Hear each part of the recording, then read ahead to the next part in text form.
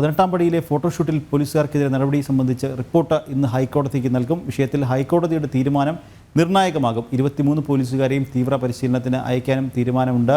തിങ്കളാഴ്ച ചുമതലയൊഴിഞ്ഞ സന്നിധാനത്തെ 18-ാം പടി ഡ്യൂട്ടിക്കാരായ പോലീസുകാരാണ് വിവാദത്തിലായത്.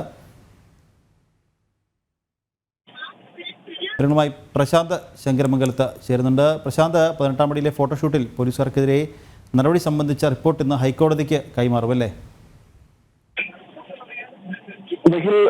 റിപ്പോർട്ട് ഇന്ന് ഹൈക്കോടതിക്ക് സമർപ്പിക്കും. 23 പോലീസുകാർക്കെതിരെ ഉള്ള റിപ്പോർട്ടാണ് ഹൈക്കോടതിയിൽ സമർപ്പിക്കുന്നത്. SAP ക്യാമ്പിലുള്ള 23 പോലീസ് ഉദ്യോഗസ്ഥരാണ് 1-ാം ബാച്ച് ഡ്യൂട്ടി കഴിഞ്ഞതിന് ശേഷം സന്നിധാനത്ത് 18-ാം പടിയിൽ നിന്ന് ഫോട്ടോഷൂട്ട് നടത്തിയത്. ഏറെ വിവാദങ്ങൾ സൃഷ്ടിക്കുകയും ചെയ്തിരുന്നു. ഒപ്പം വിമർശനങ്ങൾക്ക് ഇടയാക്കുകയും ചെയ്തിരുന്നു. കാരണം ഭക്തസംഘം അടക്കമുള്ളവർ ഇതിനെതിരെ രംഗത്ത് വരികയും അതിൽ പ്രതിഷേധം ഉന്നയിക്കുകയൊക്കെ ചെയ്തിരുന്നു. അതിന് പിന്നാലെയാണ് സർക്കാർ ഇത്തരത്തിലൊരു നടപടികളിലേക്ക് കടക്കുന്നത്. ഈ 23 ഉദ്യോഗസ്ഥരെയും അതിതീവ്ര പരിശീലനത്തിന് വിടുമെന്നാണ് അറിയുന്നത്.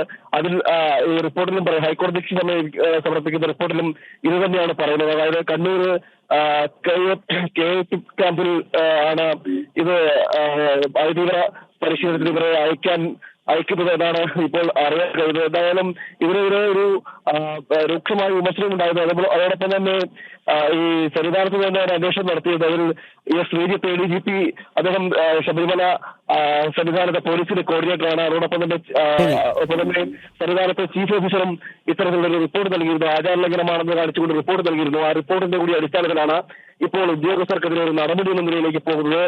അപ്പോഴും മറ്റൊരു കാര്യമെന്ന് പറയുന്നത്, ശരി പ്രശാന്ത്, 18-ാം പടിയിലെ ഫോട്ടോഷൂട്ടിൽ പോലീസുകാർക്കെതിരെ നടപടി സംബന്ധിച്ച റിപ്പോർട്ട് ഇന്ന് ഹൈക്കോടതിക്ക് നൽകും. വിവരങ്ങൾ നൽകുകയായിരുന്നു തിരുവനന്തപുരത്തു നിന്നും പ്രശാന്ത് ശങ്കരമംഗലത്ത്.